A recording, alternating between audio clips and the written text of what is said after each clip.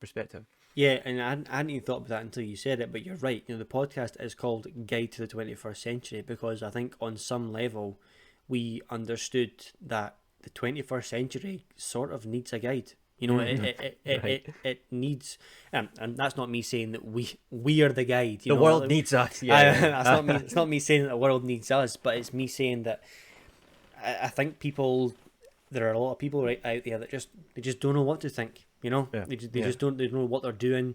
They don't know where they're going, and they find it really difficult to see that. So I guess an element of this podcast is a guide to the world that we're living in right now, to discuss these things, to tell people it's okay to have your own opinion. It's okay to have discussions. Um,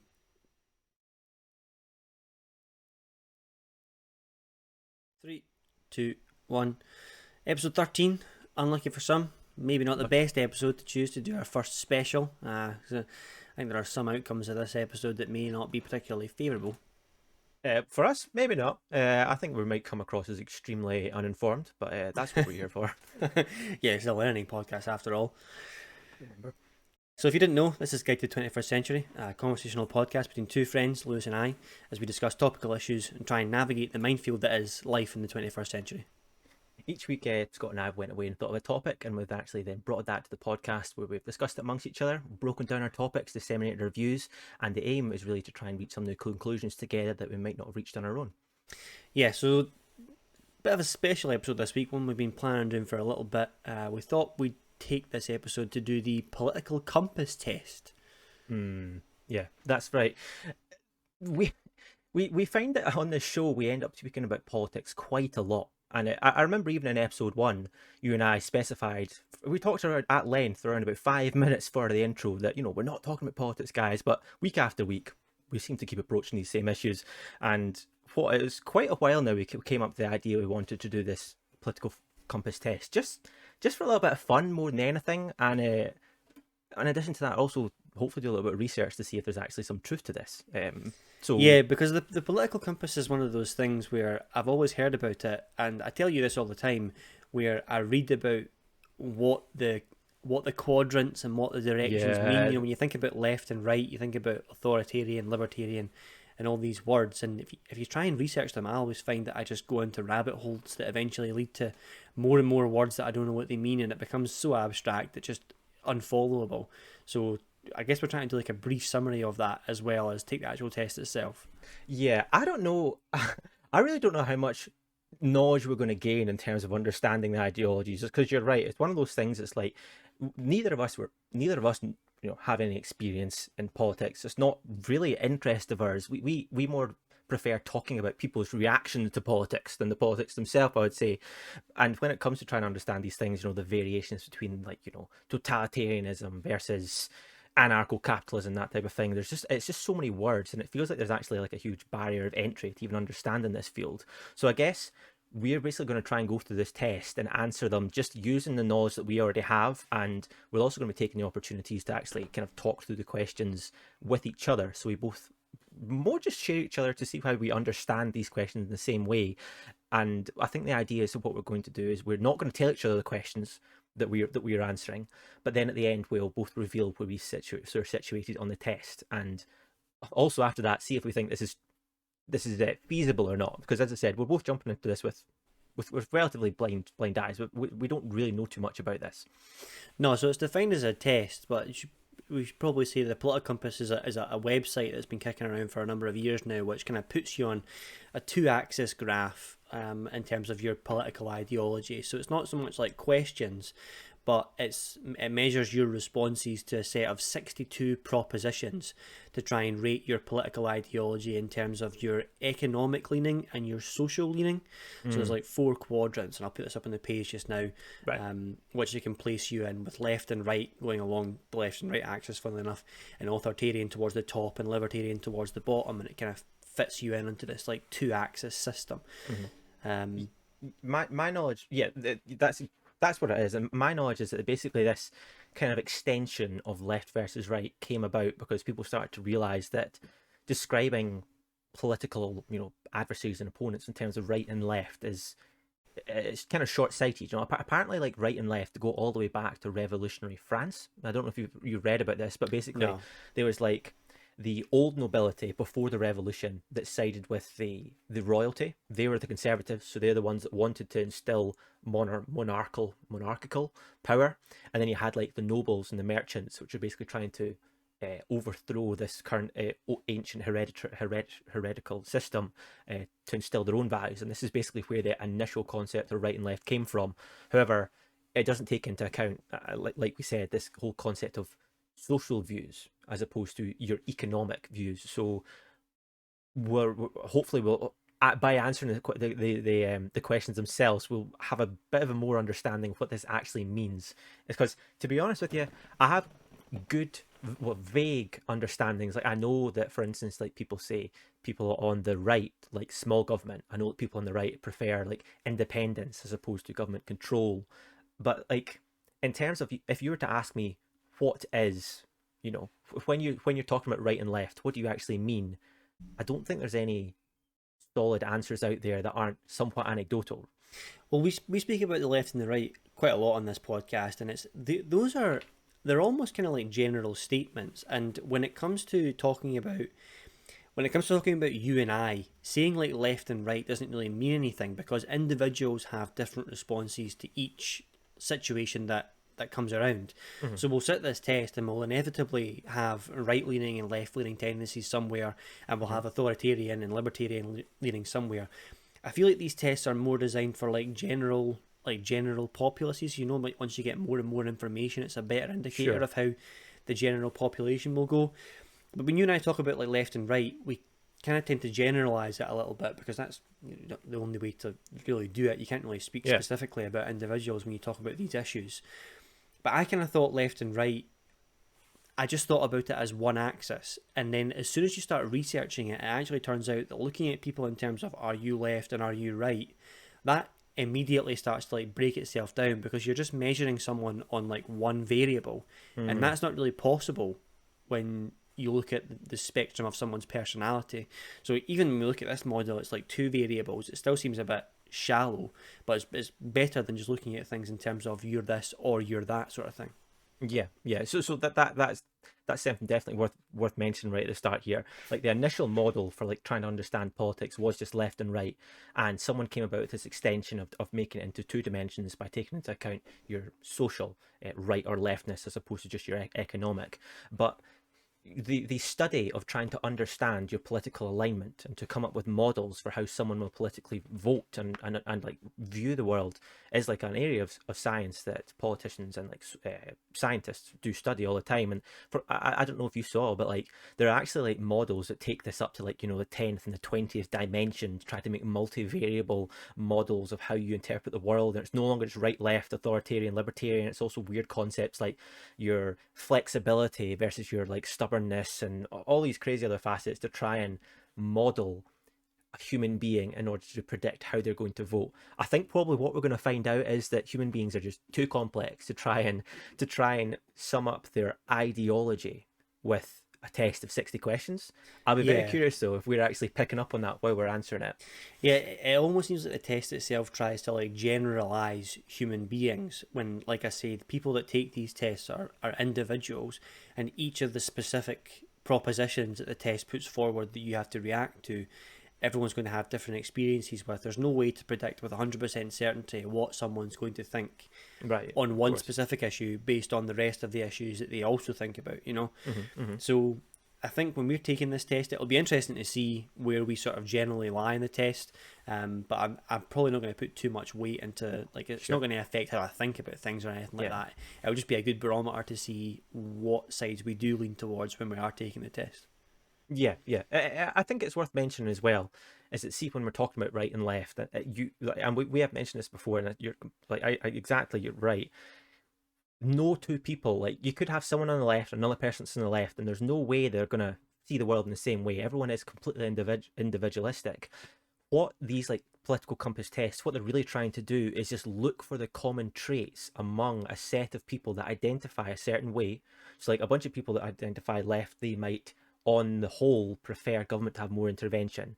That would be one of the facets that's identified as being left leaning, and that's how you get clumped over at that side. So you're right that it's on an individual basis. This test is like, valueless in a way, but if we were to do this with like 3,000 people or something like that, it would be much more interesting and revealing.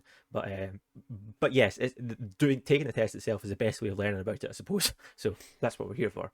So the test has two variables that's going to measure us on. We have left leaning, we have right leaning, which is to do with your political ideology of how the economy should be run, basically.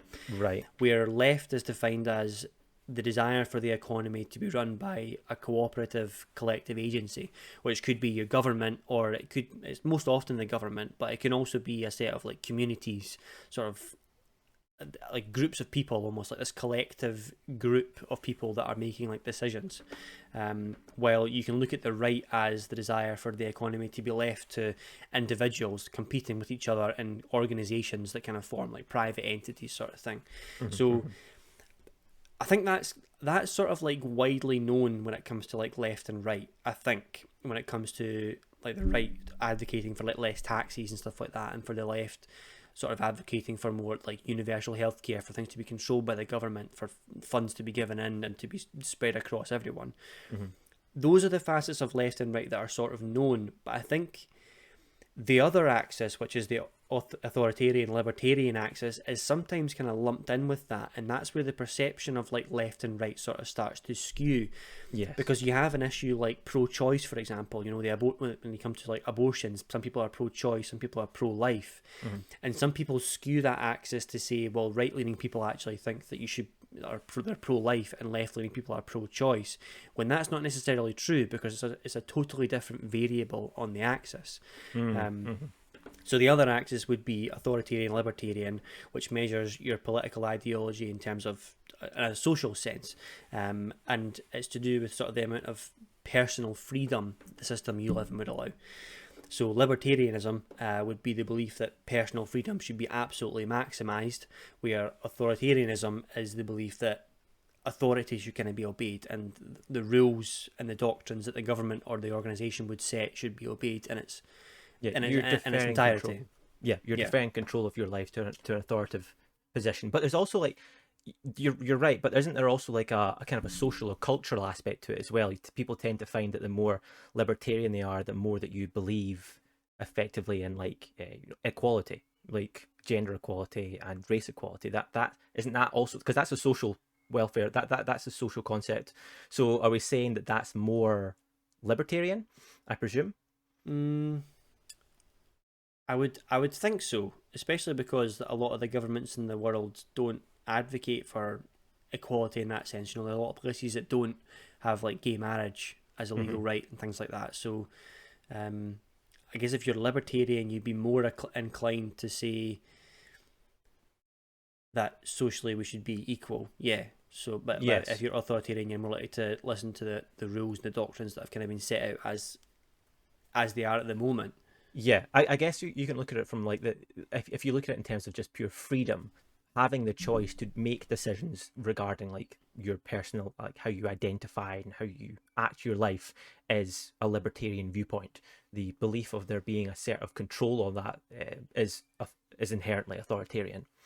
I think one of the things about the libertarian authoritarian axis as well is that people can look at that and they can just see authoritarian people as against freedom, which I guess is true in a sense, but it's not that they're against freedom, it's that there are kind of pros and cons to both sides of the coin. When you look at libertarian people, you see, for me, they can represent change. They represent trying to get things altered, trying to move forward, changing the system, sort of thing. Whereas authoritarian people are sort of working for the system. They kind of believe in the system. But there's also a bit of sense in that, where you kind of think, well, why are these systems in place in the first instance? There must have been something that happened that led to this system. And I think, especially when libertarian people try to change the system all the time, like we see it's happening right now in the world, there's been a sort of massive shift for that. Sometimes they lose sight of why these systems are in place in the first instance. So you get this sort of like, authoritarian people are kind of like short-sighted, kind of not seeing the immediate benefit that could be had, but libertarian people are struggling to see the things that they were preventing in the first place. So there's two sides to the coin. You know, it's not just a case of some people saying you can't have your freedom. It's them also kind of saying if you change these things, you don't really know what you're doing at the same time, and that's not really an argument you hear that all too often. That's a good point. Is because it's the crazy thing about modern day politics is that people seem to believe that when it comes to your political opinion, there is a right and a wrong, and the fact of the matter is that there is no right or wrong here. This is all to do with opinions and the way that you believe things will best be dealt with from either like a government or an individualistic level. You know, like exactly like you said, we need people that are like kind of bulwarks that keep things going the way they are going and like maintain the status quo. But if we went too heavily that way, it'd lead to stagnation. So that's why we need like the new innovators and the thinkers to introduce new concepts to society. And then once those concepts have been introduced to society, we hand it over to the conservatives. It's because they're able to like instill these values in place and build them up. And so it's you know, neither of these are wrong. And oftentimes sides get demonized by other sides, but it's purely just due to how your opinion on these matters. You know, like when we're going into this, we'll be wanting to keep that in mind. Yeah, I think the very first time that I looked at the authoritarian libertarian axis, and when I realised it was a thing, I sort of compare it to almost like a pyramid, and to look at it in a very logical, rational way helps me to not demonise one side or the other. Where I look at it as society is sort of like a pyramid, and when you isolate a problem in that pyramid, if you're libertarian, I often find that they want to go down and they want to try and, you know, move things around at the bottom. And sometimes they do so without realising that they might actually be structurally affecting the top. Things, right. Whereas if you're authoritarian, you'll try and localise the problem and you'll try and make as little change as possible. So you'll try and go up the pyramid to try and sort the problems up there. And sometimes they're actually not realising that the problems are actually to do with the foundations. Yeah, so right, exactly. There are two sides of that, and that's kind of like how I look at it in my brain. So it's not that one side is wrong and one side is right. It's that there are actually benefits to both of these things because the problem could be in either direction. And we actually need both of these kinds of people, because if we only had one of them, we would never locate the problems that are in the other space. Right. Yeah, exactly. Like both of these people are trying to solve issues that have been addressed. They're just trying to solve it in different ways. You know, like no one is trying to sabotage people here by going about things in a right or left leaning way. One thing about the libertarian versus authoritarian thing though, which like already is like, I think a kind of a bit of confusion I have in terms of this and where like things aren't muddied, is because we're talking about this perfect world where we have a solid definition of authoritarian and libertarian relative to right and left.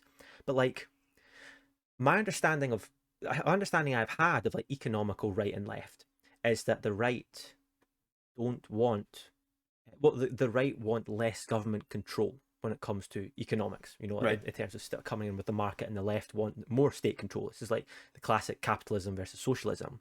Well, how is that? Is that directly mirrored as well in terms of libertarianism and authoritarianism? It's because like just like authoritarians do not want the state to get involved because they're more individualistic, whereas like libertarians are more to do with the needs of the greater people being instilled by another force. So like we're basically talking about government involvement, but it seems to be we're measuring that on two separate axes. It's like, how does that make sense already? Because authoritarians also want the law to be obeyed, but the law has to be set by someone. So it's kind of that kind of is set by the government as it is. Do they want the laws to be set by people? I'm not really entirely sure. Right. And you're right in the sense where you come to the first question immediately, all of a sudden you're like, well, I've got a problem here. And I think you can actually do that like forever. You know, you could keep asking questions and you could keep breaking this down. And you're right, we've got this 2-axis system right now, but when you're talking about at the beginning of the episode where you can break it down to like 20 different axes, and you can start thinking about people in this massively complex model, like that model then becomes so complex that it doesn't actually gather enough like valuable information for it to be actually valuable as a system, you know? Right, exactly, yeah. So when we look at this 2-axis model, it's almost like it's very simplified, but it's probably the best way that we're going to see how people generally fit. without overcomplicating it to the point where these results no longer mean anything, you know? Sure. Yeah. I think this is the type of thing it's like an interesting look into maybe the way that you think with it. Maybe you were even thinking about it beforehand. But like you said, we do need to realize that like there's a reason that political compass test has become so popular. There's a reason that when you look up political compass tests on YouTube, it's just full of people taking political compass tests. It's because it is kind of clickbaity. It's very simple. Obviously, I'm seeing some strobing effects in my camera there. Obviously, if you're trying to literally sum up how someone reacts to a political issue, you're not going to be able to find that out by taking like a Facebook-esque style quiz where you answer 62 questions and get an answer popped out at the end. Like there will be obvious simplifications here, and I hope that we're going to be able to identify maybe like some inherent problems. But you're right, this is the type of thing you probably could pick to death. We're not at all advocating and saying that this is a perfect system. It's just more a little insight into your personal alignment, I suppose. Yeah, I think once you take the test and you find out where you are located in the 4 quadrants, you could probably take a different issue and to some degree of accuracy predict how the person is going to feel about that thing, you know.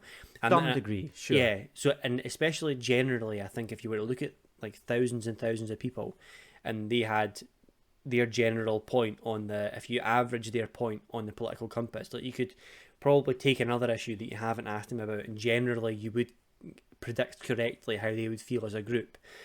And it's probably the same for people where you can pick one specific issue and you could say with some degree of accuracy that the person will think this, but you know you can't say for certain that that's going to happen, and that could be the same of all groups. But it is like a general test that finds out generally how you feel about things, and that's pretty much as far as it goes, you know. Yeah, exactly. This is not some wonder quiz at the end of the day.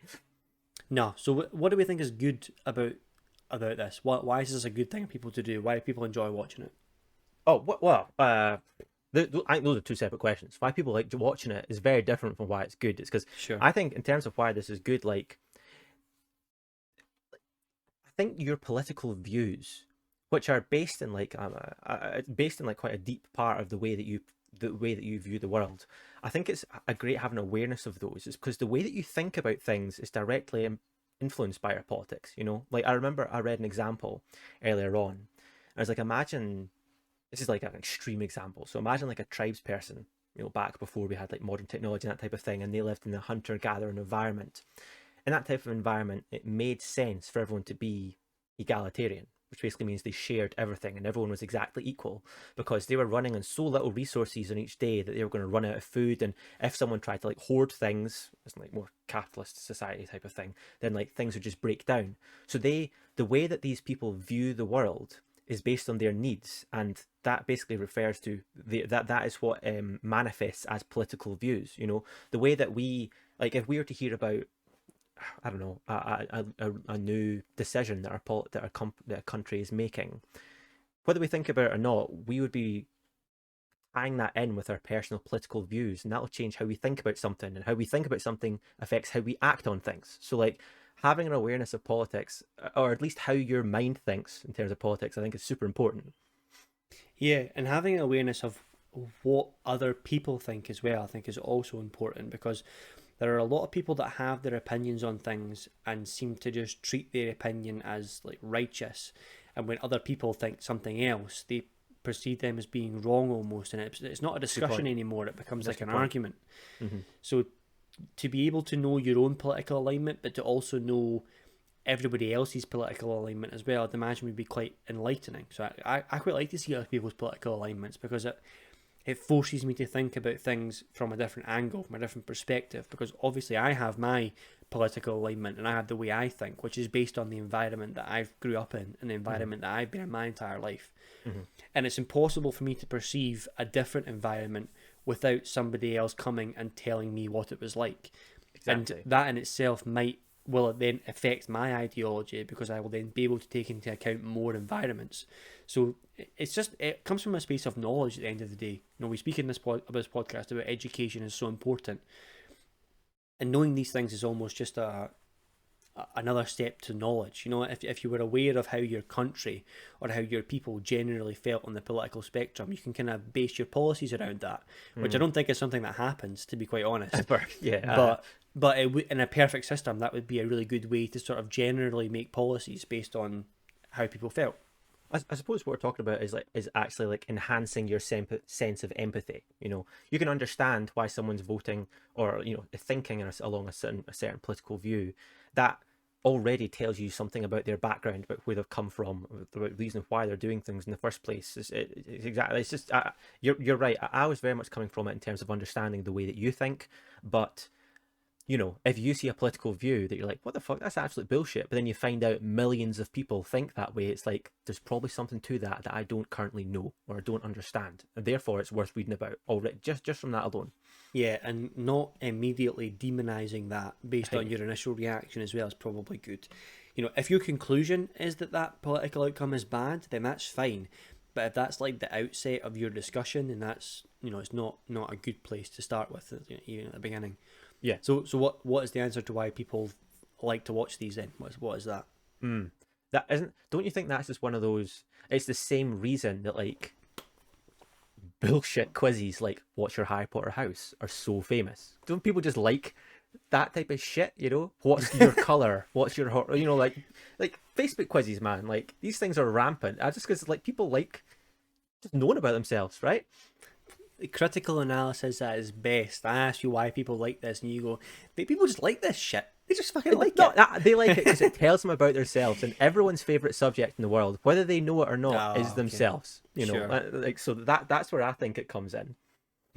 I'm not exactly sure. I think the people that you watch do this online as well. You'd watch like your favorite YouTubers doing it because you want to know a bit more about them at the same time. You don't watch random people take these tests. Sure, do you? yeah. You watch nothing. You watch people that take these tests so that you can see, because I guess it's sort of people that you look up to when the YouTubers are like clickbaiting this.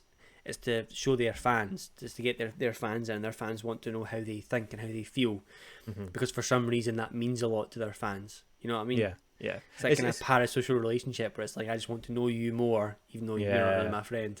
Yeah, but that's if the YouTubers is actively playing on that, then they better be pretty damn sure that their political views align with their audience. Otherwise they're fucking setting themselves on fire. Yeah, better not turn out you're fucking Hitler. Otherwise, exactly. Otherwise, you'll be out the door. Yeah, just don't post that video. Is it bad? I think Is it bad to be taking these tests? I don't think the way that you and I are going to take this test is bad. Don't you think that someone that takes this test, that like fucking, take the test, answer a bunch of questions, they get a result and they're like, that's me, I'm libertarian right now. And then that's them. I think taking labels from this might not be the wisest choice. This is to give you an idea. It's like there's a spectrum going on here, right? This does not define who you are. I've always thought that political labels were quite strange. Someone that turns around and identifies themselves as this, if someone turns around and says, I'm a Democrat, or I'm a conservative, or I'm a socialist, I'm a Marxist, I'm any of these things. It's like, to say that, you're almost labeling yourself into all the opinions of that model, and surely you can't agree with every single facet of one way of politically thinking. These things they're individual. So while I'm gonna take this test and I'm gonna sit at a certain point, it's gonna tell me where I am on the spectrum, but I'm not gonna like take that away and like use that as a label for myself. It's just gonna be like, oh, okay, that's generally where I sit, and I'm still gonna take each of these individual issues as they come. As and when I find out about them, I'll learn about them and I'll come to my own conclusion. I'm not gonna put too much weight behind it. I think that's where the test kind of falls down a little bit, where you start interviewing individuals, and it probably becomes quite inaccurate at that point as a predictor, right? But it becomes more accurate as you generally do it across the populace. Yeah, isn't that the problem though with like all humanity? Really, is just like in terms of like the labeling aspect. Like we live in an era of labels where people choose a group that they associate with, and it's just like basic tribe mentality. But like we are living in an era of this tribe mentality. If you are into politics, and you fucking better find your faction, because there's no sitting on the fence with certain issues like that. Yeah, I think a lot of people seem to be these days as well, and I've no evidence for this, but this is just Mm-hmm. my personal perception of what's going on. It seems to be that a lot of people are having like a crisis of identity at the moment. A lot of people are having like a crisis of purpose, Mm-hmm. just Mm-hmm. generally in the world. So they kind of find these almost This is an ideology. political social missions and ideologies that they have, and they kind of latch onto it because that's where they find their meaning, that's where they find their purpose. And it seems wrong to do that to me, to try and find your meaning there and then to latch onto it, because it almost narrows you into that sort of pocket, you know. Mm-hmm. Well, I mean, it's the modern day replacement for religion. I truly believe that when we're talking about these like social political climates. Back in the day, the people's method of spirituality used to be religion. And I also believe that human beings are just inherently spiritual creatures. We like to think about greater things other than ourselves. We need that type of escape. We need things like religion. And these days, this is exactly what this has become. People will now dedicate their entire life to a specific ideology. And that's, I think, part of the reason why it's led to the divisiveness that we've seen, is because it's now no longer people um, that are grouping themselves for convenience sake. Typically, it used to be like the left were the left because in over the constituent of these members, they tended to feel a certain way about things, and the right, likewise, they tend to have a group opinion on matters. These days, though, it's like you are one or the other, and this is the difficult thing about this. Yeah, I think it sort of worries me because the people that I'm seeing that are doing this look like they're finding their meaning in a space where they could be finding it elsewhere. You know, they could be finding meaning in their job. They could be going out and doing something that they Right. find is like meaningful. They could be Well, putting their life into their family and friends, but they don't have that elsewhere, so they kind of latch on to these things. And like I say, I don't know if that's true or not, but it seems well, to me that they latch on to these ideologies and they sort of like just take it and run with it. You know, and I'm not sure yeah. how many of them, if it's a healthy thing for them to do.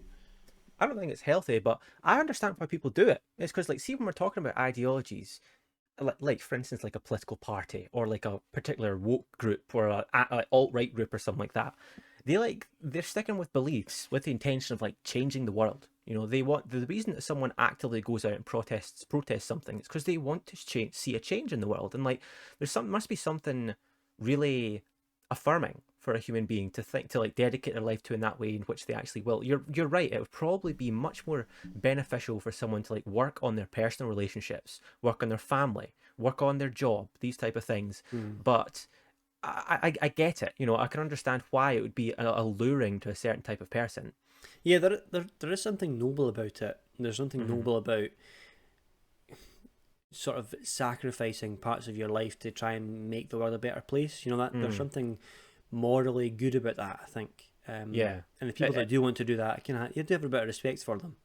but you have to wonder though, how many people are actually doing it for that reason? How many people are doing it just because they like tearing down opposites? That's where it falls down. Yeah, and those are the people that I'm talking about when I say, maybe it's harming them to go and find these ideas. People yeah.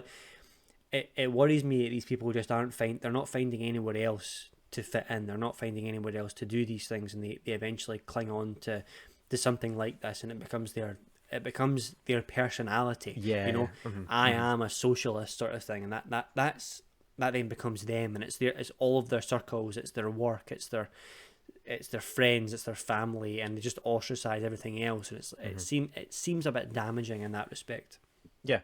Well, I think that's the exact same way that we see people with like, well, for instance, like alt right is a classic example of that. People just like associate they are alt right. All of a sudden, that's everything they think about. All of a sudden, all they go on like their only social media website is like fucking 4chan and stuff like that, and they get caught in these echo chambers, which just intensifies it, which leads to radicalization. The same way that on like the woke side of things, you see people like indoctrinating themselves into this culture of like PC correctness and all this type of stuff, which is and it's so complex and there's so much to it and there's so much to think about that it is rivaling a religion. Like you can spend your entire days thinking about it. You can find entire groups of people that want to talk to you about it.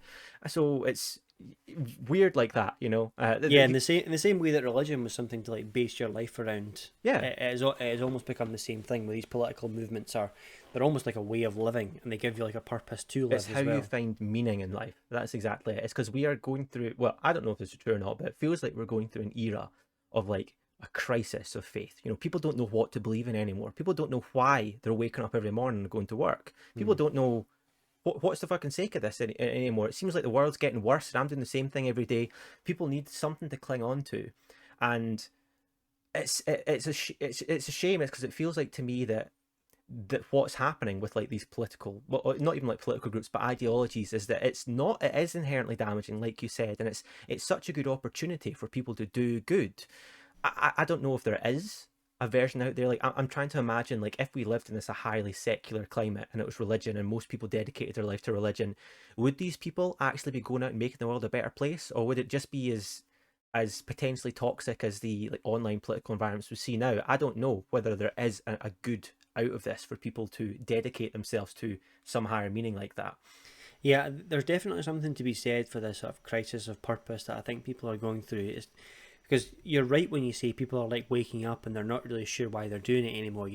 We hear like during the lockdown as well. You hear every couple of weeks there's somebody else in your area that's committed suicide. It's normally a young man who's a teenager or a young adolescent man who's committed suicide. And these people are waking up and it's almost like things have become so abstract for them as like a human being. They can't sort of compute what's going on, because you think about like hundreds of years ago, people lived on their houses, they sort of farmed their land, they generated their food, their water, they had their animals or whatever, their livestock. It was very things to keep them going. It was very clear what they were doing. They were doing these things to survive. You Yeah. were helping out your friends and family. They were helping out you. Right. It was a very like driven and purposeful life. Whereas now you think, I wake up and I sit at my computer every day and I do my job, and it's like, what's my brain? How's my brain interpreting that? With technology's come so far so quickly that all of a sudden my job is like so far drawn back from actually seeing the impact that I'm having on the world, that how is that affecting my brain? And I can imagine that's fucking some people up. Yeah. So we're talking about people like doing these ideologies type of thing, but maybe it's actually that people are losing out on a sense of community. It's not necessarily that they don't have a drive in life. It's just that the community previously was that drive. It's because religion, like you said, it would have been a social space. It would have been something that you discussed with people back a long time ago. You would have been working on like your dad's farm, and you would have known in life that that's your job. And when he dies, you're going to take over the farm. And when you die, your kids are going to take over the farm. Like, and this is, and you would live in a small community of people, and you would be interacting with them every single day. Like but that's very different from what we see now. Most people's, like a lot of people's communities that they live through are completely online, which leads to these like political groups. And I think, I don't know, I feel like people lack community, and what we're talking about here in terms of ideologies is an ability to basically indoctrinate yourself into a community like that. Yeah, I think it even goes further back than like online. I think it goes back to the point where we started becoming efficient at just generating money. So people, all of a sudden, your life wasn't about, okay, what do you need to do to survive? How do you get your next meal? How do you help your family? It wasn't about that. All of a sudden, at one point in the recent past, people's lives became about trying to generate this little paper, this little piece of plastic that has a number on it that supposedly is worth something that you use to go to the shops, in terms of like money. Like, how does your brain justify to yourself that you're doing everything you're doing so that you can generate money? Like, I don't think your brain finds it very easy to correlate those two things. Where it's abstract. That really is abstract. All of a sudden, it's like it's pulled away from I've got a purpose, I've got a meaning, to, I'm now doing this thing, but my brain doesn't really know why I'm doing it. I just know that I need money to live, sort of thing. And that it sort of pulls your it pulls your mind, like your soul, out of it a little bit. And I think people really struggle to find the meaning in that, because how often do you see someone complaining about the fact that they work 9 to 5 a day, and like people, just complaining about their jobs and their lives in general, and they just people Don't know don't why really they're get doing it. they don't really get it. No. They're like, why do we work 9 to 5 every day? Why is that the norm? And it's like they don't know, because they can't. I don't think it's something that's like easy to see. And then that leads them to go and finding meaning elsewhere, which is where I think a lot of these people that play the identity politics kind of they just kind of drive into that, because it's like, oh, here's my meaning, and all of a sudden your life becomes this, and it's like a one-way street of ideologies that just tumble one after the other, and all of a sudden you're not like an individual anymore, because you've found meaning in this street that you're now like driving up and down in. Yeah, you're right. I think there's definitely something to be said for like the you're saying that it's like probably that you think this started basically when like money started taking over and a drive for efficiency. I have a funny I kind of believe that this time really probably got bad when like when people stopped living and dying where they were born. See when like so like, and like like the old town or something like that, like for years and years and years in like locations or like in the middle of the English countryside, you'd be born there, you'd live the entire life there, you'd know everyone in the village, you'd know your grandparents because you'd live 2 houses down from them, you'd love your parents because they're just down the street, and like there'd be family businesses and people would like have like the local shop, and these are like real honest to God communities that you like just by living your life you will be talking to dozens of people every single day. It feels to me we're so much more isolated now. Like we're living in big cities which are so much less anonymous. Students, like young people, I mean, how many people do you know that have like a decent job that are able to still live in their hometown? Like people need to leave for a job now. They need to move into a city. I had to fucking leave country. I didn't want to do that. I wanted to stay with my family, but I need to get a job. I think that this is where I think that it's kind of I'm kind of coming around to this idea of people just losing connections and community, and that's where a certain sense of meaning must come from, where these ideologies can swoop in and take people over and like lead to people becoming like potentially indoctrinated, and like radicalized. And this is where we see the darker side of it. Although we're like making a lot of things about how bad this is, I'm sure for a lot of people, a healthy like this can be a hobby. It doesn't need to be your life. This can be the type of thing that keeps people on the straight and regular, that keeps them really interested. So we're making out as if like these whole concept of ideologies is the worst thing in the world. Not at all. I'm sure the majority of people are fine. I think though it can lead to the worst scenarios. Yeah, like anything, if you obsess over it and it becomes like your entire being, it becomes like a very unhealthy thing. But to bring it full circle, we can almost see over the last, like, we're talking about hundreds of years of progress that humanity has been making. That there has been a lot of progress that's been made over the last like few hundred years. Sure. When you think about how things were back then compared to how they are now, you can see how a lot of libertarian people have broken down a lot of systems, and most of them, some of them, unsure how many of them have been done for good. Like you think about the women's right to vote, the women's right to get into the workplace and stuff like that. The women that want to do that should be able to do that. These are good things that have happened. But how many systems that are like that have been broken down that have actually had negative impacts on the way people live, Yeah. And there's something to be said for authoritarianism when these systems are being broken down, they're being replaced by new ones, and we don't really know what kind of effect that will have until it's happened, So I'm looking at the world right now and I'm seeing a crisis of identity, a crisis of meaning, and thinking to myself, maybe the world could have done a bit more authoritarianism in that regard, because the systems that we had in place hundreds of years ago were obviously in place for a reason. Now, there obviously were also injustices within those systems that we need libertarian people to break down. Address. But if that goes too far, we can also see how that might be a bad thing. To go full circle, we can kind of see how both of those things can actually be good and bad at the same time. Yeah, that's exactly right. And that almost brings it whole. That also addresses like what we're doing this podcast for. We are in the 21st century, and we've seen the most dramatic change that we've ever seen throughout human history. It makes sense to me that this massive advent of change will see massive advents of reform from the left, because like we are no longer living in the same world as we were 50 years ago. We're no longer living in the same world as we were 2 years ago. this is just opportunities for us to constantly update the way that we live and the way that we perform and the way that we act. So it's like it makes sense that we are seeing so much upheaval, and you're exactly right. The thing about the rate of change we're witnessing is that once it's gone, it's gone. And these systems existed in place for hundreds of years beforehand, and we're often quick to get rid of them. We just don't know the repercussions of that. That's an interesting perspective. Yeah, and I hadn't even thought about that until you said it, but you're right. The podcast is called Guide to the 21st Century because I think on some level we understood that the 21st century sort of needs a guide. It needs, and that's not me saying that we are the guide. The world needs us. That's not me. It's not me saying that the world needs us, but it's me saying that I think there are a lot of people right out there that they just don't know what to think. They just don't know what they're doing. They don't know where they're going, and they find it really difficult to see that. So I guess an element of this podcast is a guide to the world that we're living in right now, to discuss these things, to tell people it's okay to have your own opinion, it's okay to have discussions, just to kind of in a sense be who you are, not be afraid to do that, but be respectful of who other people are at the same time.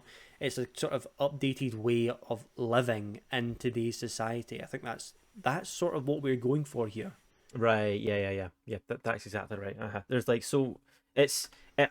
I think that in some ways we're living in a time that's it's quite complex, some of the things, and we're having to think about things that people just haven't had to think about before, just due to the nature of the world right now, and it introduces so many interesting questions that don't necessarily have right or wrong answers, and it's just a perfect opportunity for us to try and talk about these and just figure out maybe how the world works in a little bit deeper way, because so much of this is new, so much of this is new ground. I think I really can't overstate enough how mental our lives are going to be, man. We're 25 right now, in the year's 2021. We've got a lot of crazy shit to see in the next 60 years. It's a really, really exciting time to live. Yeah, and I think that's probably one of the reasons why I personally give I say left leaning, but it's mostly libertarian people so much flack on the show, and it's because right now it definitely seems like the radical libertarians are advocating for a rate of change that is so crazy that it's they don't think about the implications of their actions. They do see injustices in the world, but they want to change things so quickly and so immediately that it's almost like you haven't really thought this through at all. You don't know why these processes are in place in the first place. You haven't thought 10 years ago. You're just you're seeing something that's happening right now, and you're like, this is how it should be tomorrow. And it's well, just fucking pump the brakes for a second. Sure. You need to understand why that's in place in the first instance to try and advocate for an improvement, because if you just try and change something without knowing where it came from, you're liable to make it worse, repeat mistakes of history, which I think the radicals are kind of guilty of at the moment. Definitely.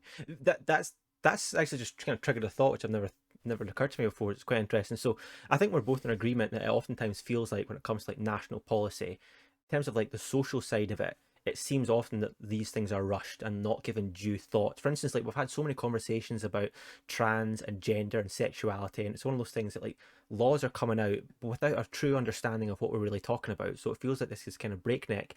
But then again, it seems like for so many economic issues, all we ever do is talk about how the government's not keeping up, and how the laws are just struggling to catch up in the age we live in. So we're seeing this kind of weird opposite system where we're hyper focusing on social issues, and the economics of it are just kind of overtaking us and becoming more confounding.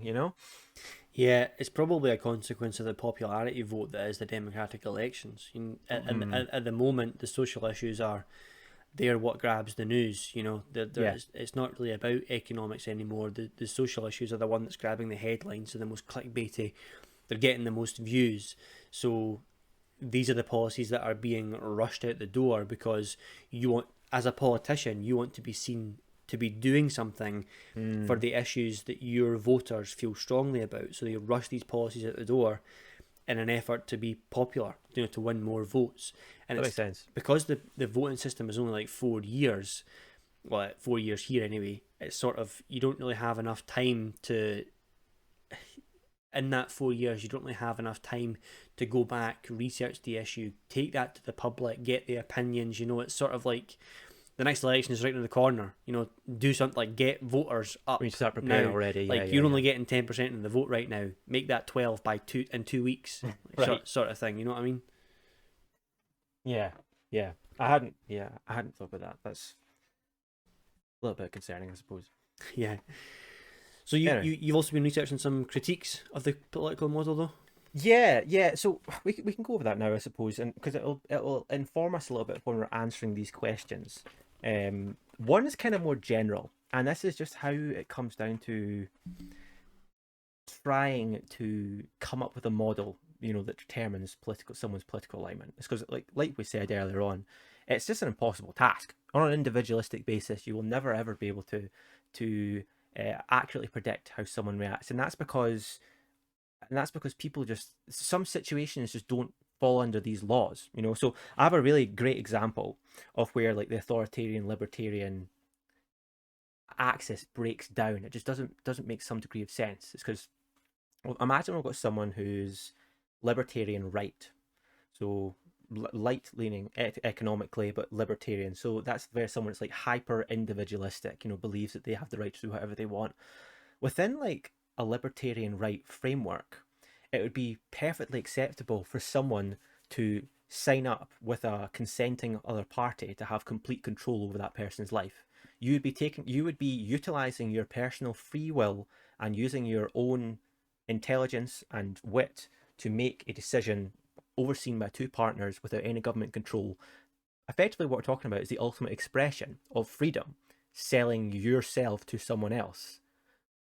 But what we're talking about is slavery, which is the most authoritarian thing you can imagine. So how can something that works under a framework of being libertarian right be conversely authoritarian, right? Mm. And then you can look at it from the left perspective. It's because the left perspective is all to do, from what I've seen, the left libertarian, it's like, personal rights and, like, making sure that everyone's happy and avoiding injustices. So a libertarian left person would look at that person that's buying someone into slavery and try and stop that. Well, from the right's perspective, the left libertarian is being authoritarian by enacting their will on someone else. Like, Right. how did, like, this is where I'm starting to, so there's like clearly nuance here that is simply not ever going to be captured by this test. And that was like a really bizarre example. It was a kind of example of how I know I'm not equipped to think about these questions. It's because I don't have a solid enough understanding of right, left, authoritarian, and libertarian to come up with these thought experiments in my head. But I think it sort of ties nicely into what I'm always talking about when I say politics is like a big horseshoe, where, like, if you go so far in one direction, eventually you just end up in the other direction. If you go so far libertarian right to the point where you're like, I can sell myself to someone else, which becomes slavery, which is actually authoritarian, like on the opposite end of the spectrum. It's kind of like, if you just keep walking in one direction, You'll get there. It's kind of like the Earth, where you keep walking that way, eventually you'll get to where that side, like, you just walk around, sort of thing, and you'll get back to the place where they are. So yeah, usually when we talk about horseshoes, we have talked about just right or left, but that actually was a good example of, like, a north and south horseshoe. So this might actually be more like a toroid, maybe. I don't know what that is, but I get the metaphor, though. Yeah, yeah. yeah, We're saying the authoritarian libertarians thing. I'd imagine it would do exactly the same thing. Well, it seems that way, yeah. In that particular thought experiment, if someone, the most imaginable extreme of personal freedom is the ability to sell yourself to someone else. The act of selling yourself to someone else is inherently authoritarian. That's Yeah, but those two sides would also be pointing at each other, going, "You're fucking batshit crazy." exactly. Sort of thing, Yeah. Where it's Which like, is hopefully where you'd see the recoil. yeah, exactly. But I don't know how often. So we looked at that political spectrum a few weeks ago, where it was like the left and the right, and how it bounced backwards and forwards over the decades. Mm-hmm. I wonder how that corresponds to authoritarian libertarian, because it was sort of implying that it was about Democrats and Republicans in America. Yeah, So exactly. But how now we much of that know. is like influenced by authority and liberty as well? I'm not sure. And it's never something that seems to be really discussed. If you don't know about the political compass and you don't do a bit of research, you never really hear about this axis, you know? Yeah, it does make you wonder how often, like ourselves, when we're talking about it, and previously, like previous episodes, for instance, but only that, like in the news, whenever you see right or left now, you're going to be wondering to themselves, is it really right or left? Like under someone else's definition, what would that be? Like, are they actually misconstruing facts, and there's actually other degrees here, or actually, even if they were to specify, authoritarian right, would that still break down? It puts into perspective how complex someone's personal alignment can be. Yeah, I think one of the biggest problems about it is definitely the perception of what these things actually mean. And like we said at the beginning, they're so difficult to understand that if you even like try to do it and you don't have a degree in like social politics or Yeah, political ideologies, you just get lost, you know. So it's mhm. probably a good idea to advocate for the two axis system and try and keep it as simple as possible, because Mhm. once you start doing this research, it becomes a rabbit hole of words that no longer mean anything, and it's Right. it's a bit Yeah. mental.